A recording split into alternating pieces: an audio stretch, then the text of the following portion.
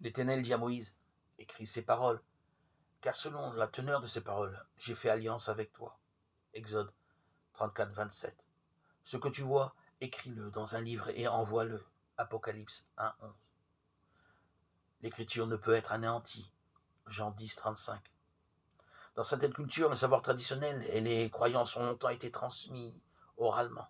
Cela permettait à certains chefs spirituels de se garantir le monopole et la maîtrise du savoir. Aujourd'hui encore, les sorciers animistes utilisent, paraît-il, la même méthode. Elle leur permet de dominer les autres en les maintenant dans la peur et la soumission.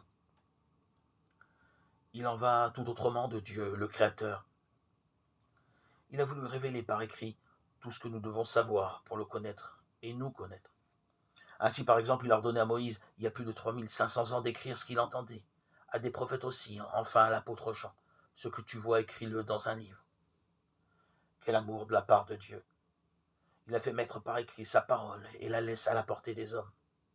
Certains l'ont déformée, d'autres l'ont brûlée, mais elle n'a pu être anéantie parce que la parole du Seigneur demeure éternellement. 1 Pierre 1, 25.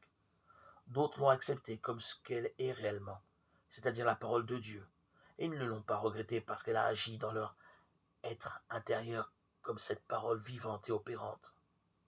Hébreux 4, 12. Si nous croyons la parole de Dieu, elle accomplit dans notre cœur ce qu'elle dit. Tout lecteur, auditeur, auditrice peut aujourd'hui en prendre connaissance par lui-même, sans passer par un intermédiaire. Mais il ne suffit pas de l'entendre, de la lire ou de l'étudier, de l'écouter. Il faut la recevoir dans son cœur, la laisser agir sur notre conscience, par un acte de foi personnel.